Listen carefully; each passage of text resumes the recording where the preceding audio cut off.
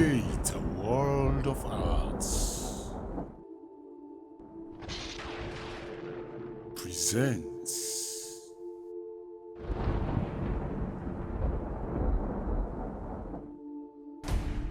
the stage. Hi viewers, welcome to the Kita Wall of Art Talk Show program titled The Stage. I'm Elias Banks, your host for this wonderful program. Here with me is an agripreneur providing the range of agribusiness consultancy for institutions and individuals at home and abroad. So, Mr. Samu, you are welcome to the Kita Wall of Art Talk Show program. Can you please tell us your full name and a brief introduction about your professional career? Thanks for inviting me to the stage that is providing opportunity for young people to share their experiences and to help the world understand exactly their roles and their impact in moving the economy. I'm Mohamed Samu.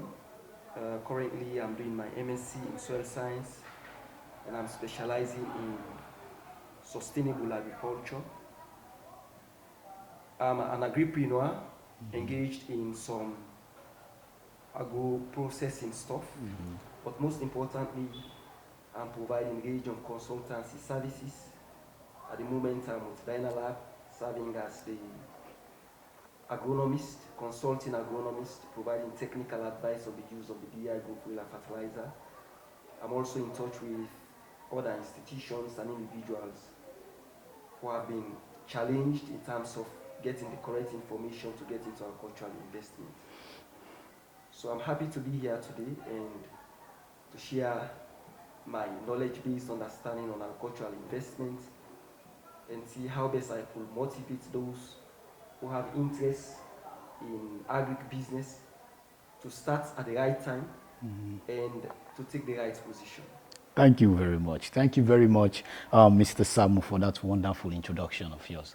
Now, Mr. Samu, can you please tell us when actually do you start this career of yours? Consultancy, I started because I graduated in 2019. Okay. 2019, 2020, I was with African Humanitarian Relief Foundation, serving as the agricultural engineer. And at the time, 2019 elapsed, getting to 2020, and from 2021 beginning up to date, I've now been in the field of consultation, and I've helped several institutions. Some institutions are maintained for a long period of time, and some I give them part-time services. But you're asking about the time I've taken in consulting. No, when? I've taken about a year and 3 months now, if my memory could serve me well. Wow, that's very wonderful. It simply means you've actually got some experience from that. Okay. So, Mr. Samu, what actually triggered you to, tread on such path? Sierra Leone, according to the recent Global Hunger Index, is among the 10 hungriest countries in the world. And in West Africa, I think Liberia is the only country that is leading us. Yes. In terms of the hunger index, we are at the back of Liberia. And this shows that we have problem with our food security status. Because for people to go hungry, and for children to remain malnourished, and for us to report high level of mortality, it shows that the level of production has problem. But the question anybody can ask is, are there not farmers in the country? Are there not investors in the country? Yes, they are. But their contribution towards ending hunger and poverty is not significant. And mostly, if I can tell you, it's not that they are not doing the right thing. From my own understanding and based on the time I've spent with them, I would like share with this podium that the major problem we are getting in terms of the agricultural investment is the lack of the correct information. Okay. People do not have the correct information they should rely on to go into agricultural investment. So as a result of that, the demand is not met. People are getting into it, but at the end of the day, they are getting stuck. because the questions they ought to have been answered or to get answers for before getting into investment, we are not asked to the right people. So it was then I realized that there is need for young people who are experts from the field of agriculture to come back and help these investors with the correct information, Yes. on which they will rely as a foundation in building their investment. Getting to know exactly what the community holds, but besides understanding what the investment holds in the community, to know exactly if what they are tracing is of public interest. So that is one of the reasons why I decided to get into agricultural consultancy, Okay. because people are into investment, but the people are challenged in terms of accessing the correct information they need to boost up their investment. So the consultation service will help them to say, look, this is what exactly you need to have, this is the preparation you need to do, and then to move your investment. And for the past 1 year up to date, I think I've been able to contribute a lot to most of the investors Okay. I've met with. And now the DI Agro Fertilizer, of course, I've led its sales across the country, providing technical advice, doing assessments for farmers to know exactly if the fertilizers benefit is being reflected in the farm according to expectation or prescription. Okay. Thank you very much, Mr. Samu, for that wonderful one. You mentioned that Sierra Leone, the food area, to be specific, is quite low. Is that not so? Yeah, production. Production. Okay, so what actually is the area that you think, that will be able to salvage this particular situation? The first problem we are having in this country is the staple food. Okay. As a country, we have chosen rice to be our staple food. And rice belongs to the category of cereals. Yeah, serious. And rice itself has, a complex requirement people need to fulfill before they get the actual return they're supposed to have. If you get to countries like Nigeria and Ghana, you see them chasing roots and tubers. So for me, as a nation, if we want to attain food security, food self-sufficiency, there is need for us to have a shift in terms of our choice, moving from rice, the cereals, and looking at roots and tubers. There you can find cassava, there you can find potato, there you can find yam. And those ones, if you look at their agronomic requirements, what it takes for them to be grown and be made available to our table, comparatively to that of rice, you will see that the gap is huge. Now we are into rice. Yes, it's good. But for us to engage in sustainable rice production, except we have to use the boli land. Exactly. And getting into the boli land requires us to have machineries. We need machines, we need implements for us to be using them into the boli land. The climate has to favor us. We need sufficient water. We need sufficient nutrients to meet the requirements of the rice in order for us to hit that amount we need as a nation to sustain. Comparatively to cassava, comparatively to yam, comparatively to potato, you can just grow them. Even my grandmother, who did not even step at the doors of education, can grow cassava and get high yield. This is because those kind of crops require very little amount of nutrients to do extremely well. They can cope, they can withstand environmental condition. If even it is not raining, under harsh condition, you can have your cassava available. Exactly. But then the question is, if we are like pushing the people to say they should move from rice to cassava, what will really attract them? What will attract them? There comes in the investment. We need to diversify the post-harvest processing.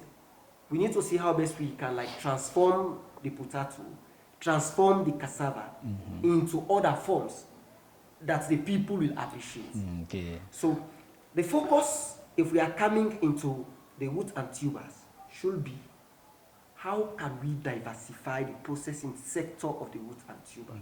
Now, for example, my company is looking at how we can put on table the fufu, odorless dry fufu powder. If you get to the market and you see the local fufu, how it is being produced, how it is being managed in the market, you see that most decent citizens find it very difficult to even buy fufu in the market. They decide to switch over to rice. But if you look at what we are now doing as a company, we are looking at how best we can refine that fufu, grow it in a condition, process it in a condition where we are taking recognition of the health aspect of it, ensuring that if we are fermenting it, we are fermenting it in a container that is clean, we are subjecting it to water that is clean, we are ensuring that we drain the water purely, we ensure that we reduce the odor, we ensure that we make it very attractive to the people. So if we are saying that the people should move a little bit from rice and to switch over to root and tuber in order for us to attain full self-sufficiency, because we have cassava growers right across the country. For a bag of cassava, you have 100,000 less, you can get 1 bag of cassava. It is possible. But now if you get to the market for you to get a bag of rice, we are expecting to get something like 500,000, which will be very difficult for the layman over there to be able to afford. So growing rice is actually difficult and it remains challenging. Yes, the government and other partners have made efforts in seeing that the country attains full self-sufficiency by placing more effort on rice production, yet the effort has not gained any significant impact. My reference is the 2021 Global Hunger Index. That can tell you that still for the past decade, the status of being, still we are there. So in moving forward, investors should look at how best we can process the root and tuber, make it, redefine it, make it more attractive to the people so that they will accept it at a very reasonable and affordable cost. Okay. Now you mentioned that you are into these fufu flour issues. Is that not so? Yes. Okay, that is quite a very creative initiative that you guys put together, and I believe you did it with co-orders. That's a very good initiative. So do you have a particular platform that if people are in need of this material, how will they get it? Yes, we are launching mass production in March. Mass production. Okay. Because we've done our prototype, we've gained our product, we subjected it to standard BU, we took it there and they did the test, and according to their results, the product is within specification limits, which means it is acceptable to be consumed as a food in this country. But at the moment now, we are trying to see, now, we want to attract the masses to our product. So which means we have to move into mass production as well. So preparations are ongoing to see, with support from UNDP. By the end of March, we are hopeful of getting more than 30 tons, 30 to 50 tons, 30 to 50 tons of the first batch. And that we believe will take us through the Ramadan. We know the Muslims like that one. Yes, more point to fulfill. Our focus is not just processing the food, but making it very reasonable. Very reasonable, because we are saying we want to fight to ensure our country attain full self-sufficiency. So if the food is available, it should be accessible. The cost should be attractive. The layman over there should be able to buy it. The man who is buying the wet fufu in the market, who is not satisfied with the status of that fufu, should also be able to afford ours.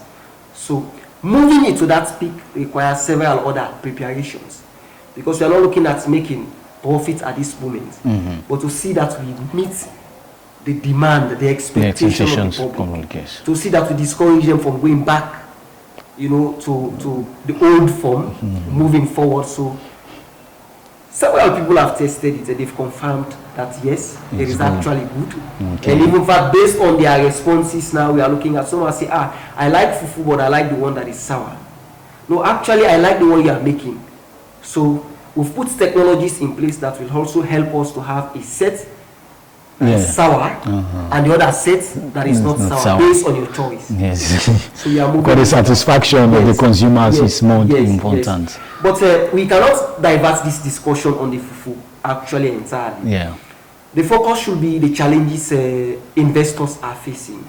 Why really people are finding it very difficult to go into investment in Sierra Leone.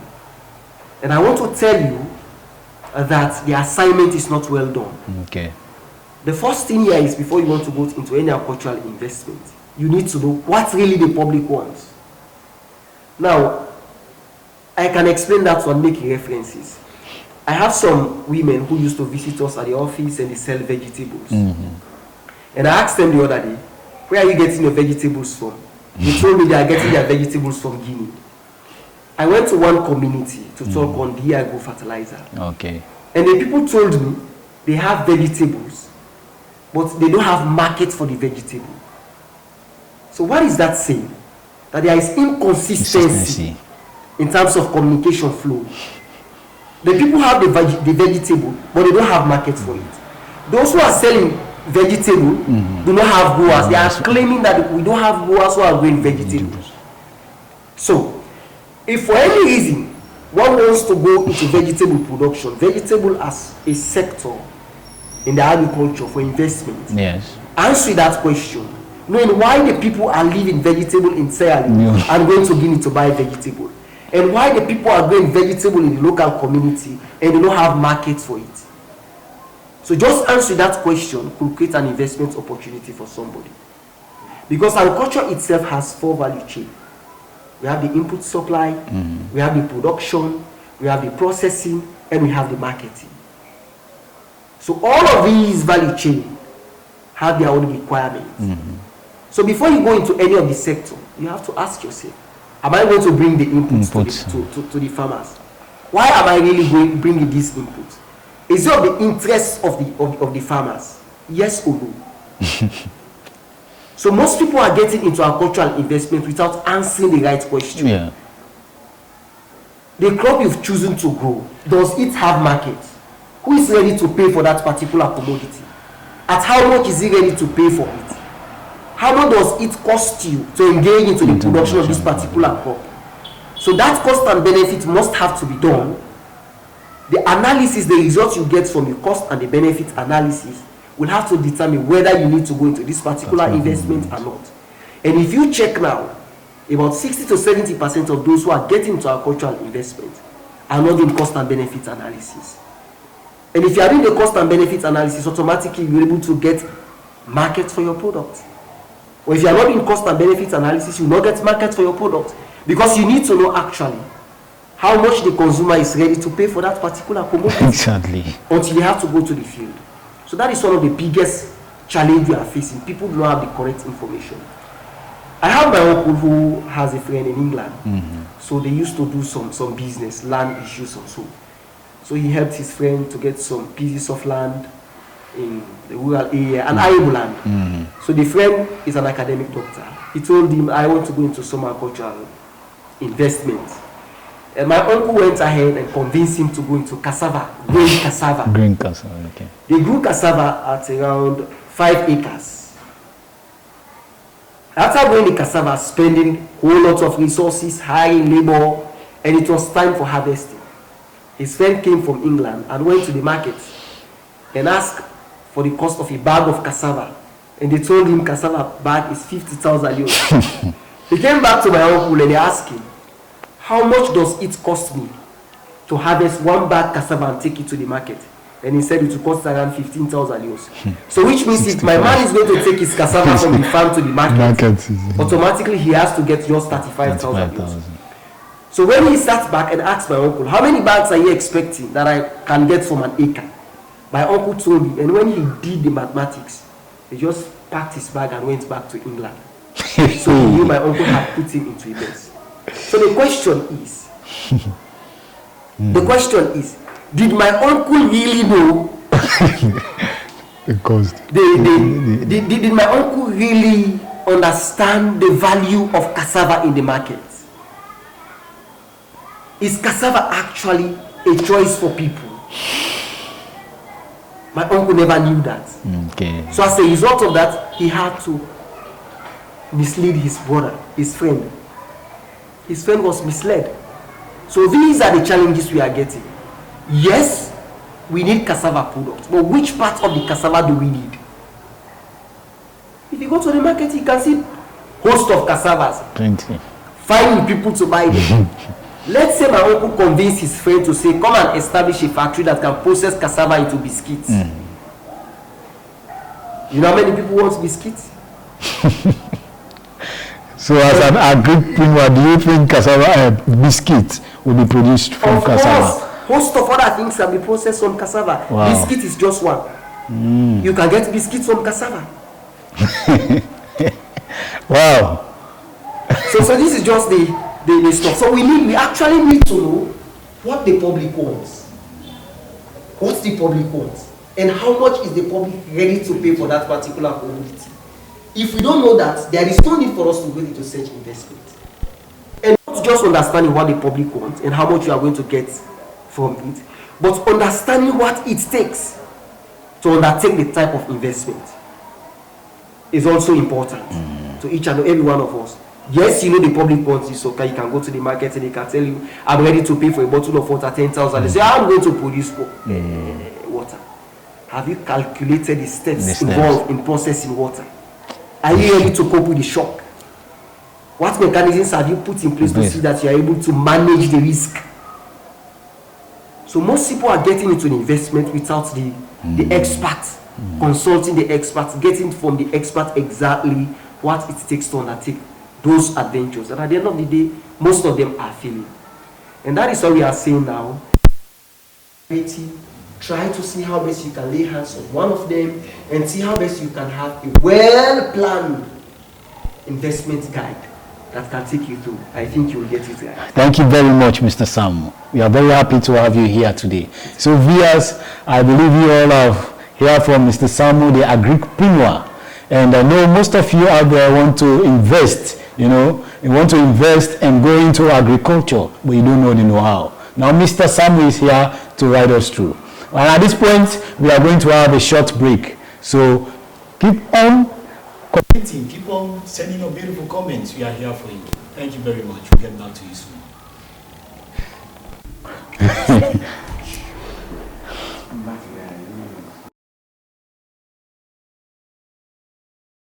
Viewers, we are back. I believe you all are very happy. You are listening to Mr. Mohamed Samu today, and I know most of you outside there, especially the Jala students. I know you all are happy seeing Mr. Mohamed Samu today after so many years past. For you who do not know about Mr. Mohamed Samu, he has once served as the Chief Justice and Attorney General for Jala University Student Union Government 2019. So Mr. Mohamed Samu, we are very much happy to have you here today. And for those who want to go into agriculture and do not know, this is a very good platform for you. So I advise you stay connected and continue to listen to this program. So Mr. Mohamed Samu, now for those that actually want to invest into agriculture, they want to invest in this particular business, what are the steps do you think that they should follow in order to reach this peak? Actually, I know that a good number of our young people are motivated by YouTube. Yes. We call them YouTube agriculturists. Yes, to be motivated by YouTube, it's fine. You can be attracted to some of the successes of other people in undertaking that particular investment you will wish to follow. But coming back to the ground, the reality on the ground, if you want to start any investment in this part of the world, I advise you to do what we call production suitability assessment. The first thing you have to do, when we say production suitability assessment, is a broader term. Yes. It just depends, because like I told you, agriculture itself has value chain. We have the input supply, we have the production, we have the processing, and we have marketing. So if you've already chosen a crop or an animal, you want to engage in its production or processing, you first have to psych the consumer's interest in that particular commodity. Try to know if actually the consumers are interested in what you want to get into. And if yes, how much are they ready to pay for it? Beside that, are there other competitors available in that particular field? You try to identify them, try to look at their, do SWOT analysis in that area. SWOT analysis, yes. Yeah. But coming back to the field of production, where actually I specialize. Like I told you, currently I'm now pursuing sustainable agriculture, where I specialize.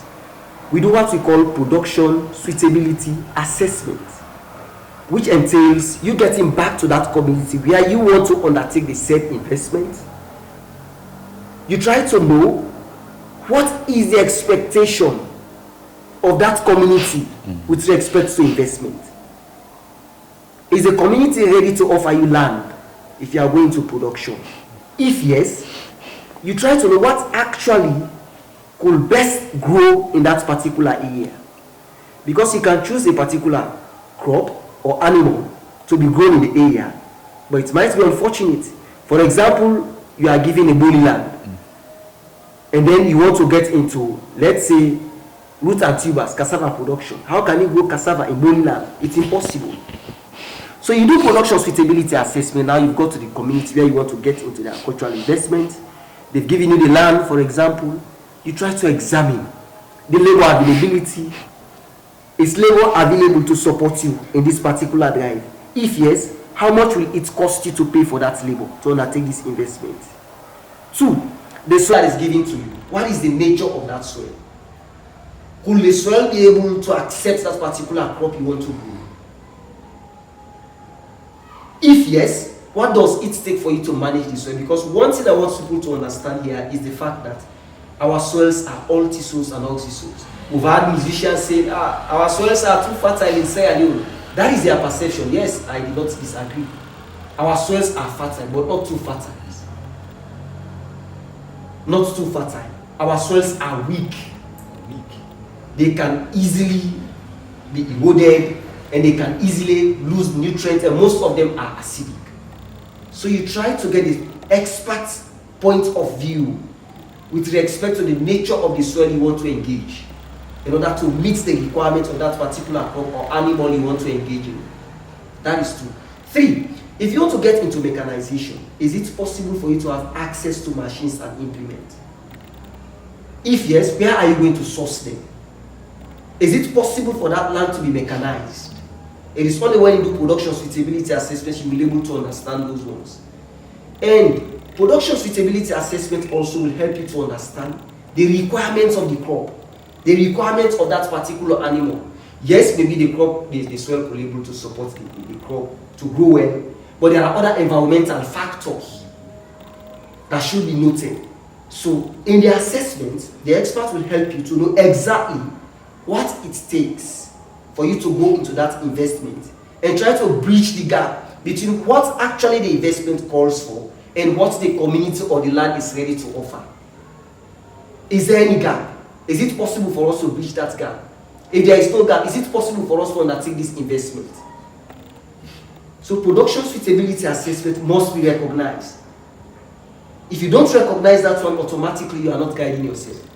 Because the assessment now will tell you exactly, this is what I have to spend on labor, this is what I have to spend on pest control, this is what I have to spend on supplementary nutrients, this is what I have to spend for mechanization, this is what I have to spend to get the seeds into the field, and after producing, this is what it has to cost me to process and make it available to the market. So I advise each and every person, if you've got the idea from YouTube, don't just rely on YouTube information, because the reality on the ground might be quite different from what YouTube tells you. Even the expert faces challenge. I faced enormous challenges. Yes, I'm into production. I've tried several crops. Yes, the successes are more than the challenge, but I also face challenges. But the advantage of consulting an expert is the fact that the expert will be able to confer a possible solution to whatever challenge you are seeing, you may come across. And the expert will be able to detect those challenges and help you to identify possible solutions to them. So if you want to go into agricultural investment today, if not only Mr. Samuel, try to lay hands on any agricultural experts to guide you along the process. But don't forget to understand exactly what you want to go into, and because plants and animals are human beings. They have life, just like human beings. If you fail to meet their requirements, automatically they cannot give you what you're supposed to get. So these are the guidelines I can give each and every Sierra Leonean who wants to go into investment. Don't just be moved by YouTube and take the steps, start running as if you are riding a taxi or whatsoever. But try to go back to the drawing board and understand exactly what is in the community and how you're able to meet the challenges in those communities. Thank you very much, Mr. Sam. So viewers, I believe these steps that have been mentioned by Mr. Mohamed Samoya, our agripreneur, I believe you all have taken note of it. And I also believe that you will put them, into actions so that you'll be able to achieve the goals you have. That is, if you want to tread on such path. So, Mr. Mohamed Sam, what professional goal do you actually have that you want to, achieve in this particular? I want to become a research scientist. That is the goal. I want to become a research scientist. Okay. I want to be that person providing answers to complex problems, reviewing what other scientists have done, looking at what they've done, and trying to bring new innovation into agriculture. Because we've seen several changes. I actually spend more time on internet, but I spend 60% of my time on research, following on what actually the world is trending on.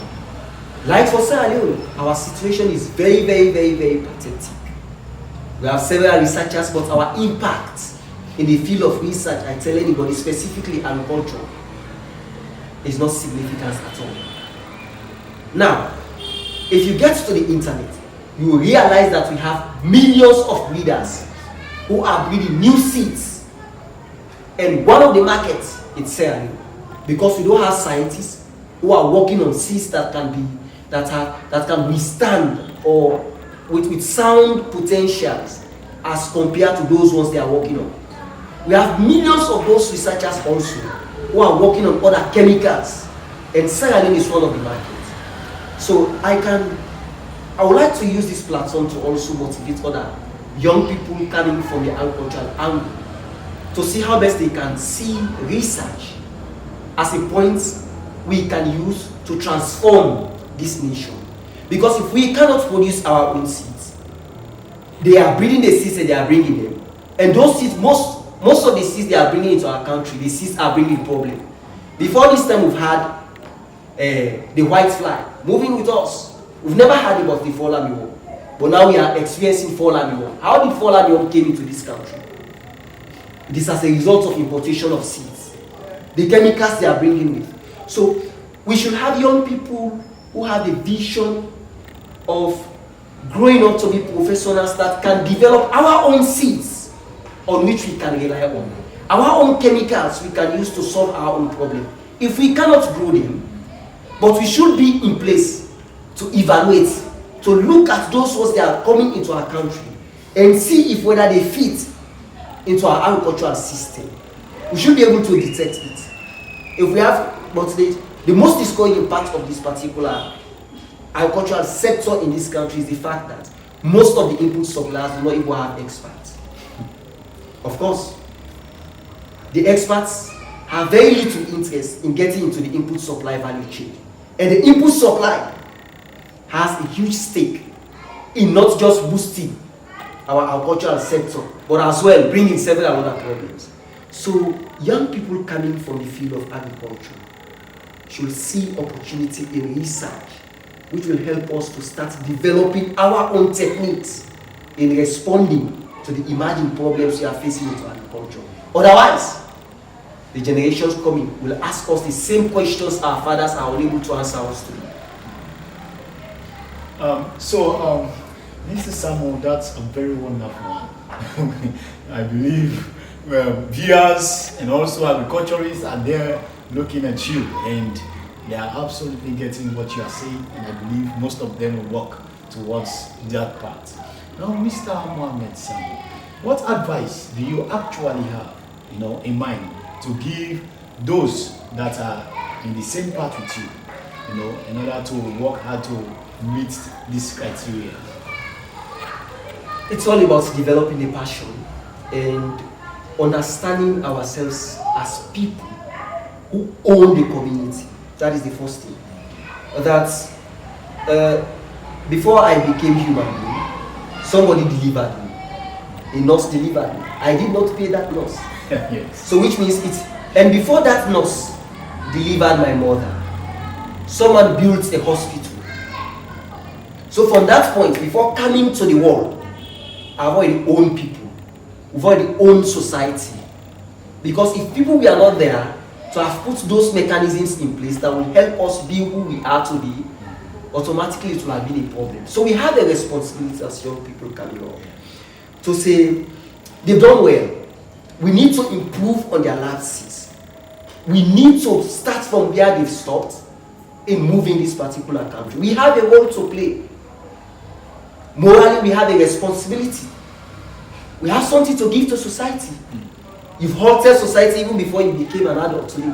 Yes. So you own society. So if we have that perception as young people that yes, we own society, and therefore we need to pay back to society, and automatically we're able to think of what can we pay back to society. So it is that perception I'm encouraging each and every young people to understand that yes, you own society. You own society. And if you fail to give back to society what you own, then it has to be a moral responsibility that you have to answer. Thank you very much, Mr. Sam.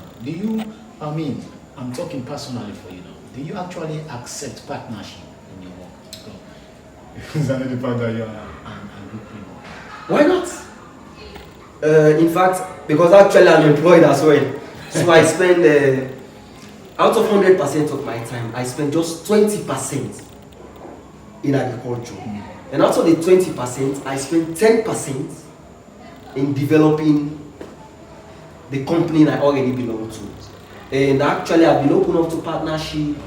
I've worked with several other young people who are coming up, and I've offered a lot to other young people who are coming up. Not just coming into partnership to undertake something, but as well contributing to their own development, personally, without even having any agreement. So I accept partnership, because with partnership, we can go. Without partnership, we cannot go. Like even the business we are talking about, I'm just a shareholder. There are other partners. It is somebody who has to take that business to SGS, and she has to go. And she called us. We are now partnering to see how best we have to push it to grow. So we have to partner. In fact, I'm not even encouraging young people to just be moving and developing their own institution, because that is the trend I'm seeing. Everybody wants to become a CEO. Everybody wants to become CEO. That is the trend I see in the faces of young people. And if all of us become CEO, I wonder who will become a client. Nobody. So if we partner, if 5 or 6 young people who think they can become better CEO, partner comes together, I'm sure they will be able to establish a company that will succeed within the shortest possible time, comparatively to them going about their normal businesses and establishing on their own. So we need to revert. We need to partner. The question is not just for me alone. It's also for those other young people who think they can become CEO. Yes. If everybody becomes CEO, we cannot have clients. But if 5, 6 CEO can come together and have one company and push, and at the end of the day, we'll be able to have a result. Because agriculture itself, or whatever investment, requires money. It requires investment, it requires money. You alone cannot afford that. It requires knowledge, it requires effort. Yes. So if you partner together, then you will be able to succeed. Thank you very much, Mr. Sam. I think that's have been understood. Now, Mr. Sam, let me drive you back to the fufu flower. I believe it was made by you and co-others. Who actually bring this initiative amongst you? We have a company we call ECO, Agribusiness Corporate Limited. It was incorporated as Company Limited by Guarantee in 2020. In fact, I was called to help in developing that company. And the idea of developing the company came from 2 of other colleagues who are from the medical field. Both of them are CHO. They did CHO. They are in the medical field. But they fancy agriculture so much. So there was a time they called me. They said, "Sam, we think we can have a company that we can drive together." And they called me and they asked that we have a company. And we incorporated it in 2020. We had a secretary by then, by the name of Aminata Suma. She was with us. In 2020, moving to 2021, we decided to start production processes. We grew cassava, cashew, and ginger. So we are thinking of how can we process these products and make it available to the public to make more money. So we looked at the cassava, and Aminata said the cassava could be processed into fufu. But of course, the idea of processing the cassava into fufu flour is something that has been researched on years back, even before I was born. Countries like Nigeria, these are past technology. They passed this one. So she brought the idea and she put it on floor. And I was asked to serve as the post-harvest technologist for that idea, to probe more into it and know exactly how we can move towards that thing. So I went back, I read some papers, and I got a preliminary idea, and I drafted something, and I shared with them. We all read. And then we decided to start the process, to have a prototype. We downloaded several research papers, we read them, and we all agreed, and we designed a methodology that will take us to the end product. So the method we designed, we did the first prototype, and it was correct. We tested it, and it came out successful. We tried it again, it came out successful. We tried it a third time, it came out successful. And we decided to increase the scale. So we tried it for the fourth time. After trying it, it became successful. We decided to take it to standard bureau. Because we said we are young professionals coming off, we must have to recognize those institutions that are built by government. Because we are not just built for them to be there, but they are there to see how best they can protect the rights of the citizens. So we subjected our product to the standards set by the bureau, the national bureau. And standard bureau tested it. And the result that came out was marvelous, that it is within specification limit. And that moved us to say we can move it to the market. Then Aminata Suma took the idea to SGS. And fortunately for us, it was ranked as the best agricultural innovation challenged idea for the 2021, that is the SGS 2021 female category. And today, with UNDP, we are hopeful of getting the first batch of large-scale processing. Because since then, when we went to standard bureau, we are producing on a very minimal scale, producing and selling to people and getting the feedback from people. This thing is really, really fine, because now I don't have to bother myself to go and pound the game, to go and see the game. I don't need to be worried looking at the condition under which this particular product was subjected before I bought it, whether it is within expectation, whether it will undermine my health condition. Nobody thinks of that. In fact, the attractiveness of the product, when you see it, we just move it to like, I want to have it as a meal. So this one all boils down through partnership. Aminata is a business specialist, and now she's pushing the product into the market. We have another agronomist also coming on board who is in the field. So he's helping me now trying to strengthen the processing of the product to see that we are working in line with the standard set. Thank you very much, Mr. Samuel. So this particular product, does it have an expiry date? Of course, it can last for up to 6 months. 6 months. Up to 6 months. It can go beyond that, but we cannot recommend it for it to be stayed beyond 6 months based on the result we've obtained. Because, like I told you, we are not speaking in abstract. Whatever we say, it has a scientific backing. So 6 months is the maximum time we allow it to stay. 6 months. Okay, that's very good. Thank you very much, Mr. Samuel. We are very happy to have you here. It's a pleasure, sir. Before we end this program, what last statement actually do you have to give viewers? The last statement I have for viewers is this: that the only way we can help this nation to attain food self-sufficiency is getting agriculture right. And we can never get agriculture right if we fail to follow the procedures, the established procedures. We cannot learn agriculture just by going to YouTube, because what is on the ground is quite different from what is happening. The soils in Sierra Leone are different from the soils in Liberia, and that of in Ghana and in Gambia. So we need expert guide. And there are several other graduates now from the School of Agriculture, from Unimark and other stuff. You can just get them, you can partner with them and have your business tailored. And I want to advise young people, motivate them that if we are getting into agriculture and business ideas, let us professionalize them. Professionalizing them will help us to observe the protocol set in achieving our goal. And if we observe those protocols, the possibility of us succeeding is 90%. We cannot achieve by magic. We cannot achieve without technology. The modern technology, and the first part of the modern technology is the idea. You need to move the agricultural investment. So let us don't rely on the YouTube videos we are seeing and just take our money and get into agricultural investment. Let us try to get expert advice, and then I'm sure we'll be able to achieve it. Thank you very much, Mr. Sam. So viewers, thank you very much. I believe you all have heard about from Sam, and also you've known about the Fufu Flower, how it all came about, the initiative, how the initiative came about, how they started the process. I believe that one has been understood now today by you all. So at this point, I want you all to stay connected to this channel and always be sending us beautiful comments as we are here for you. Thank you very much.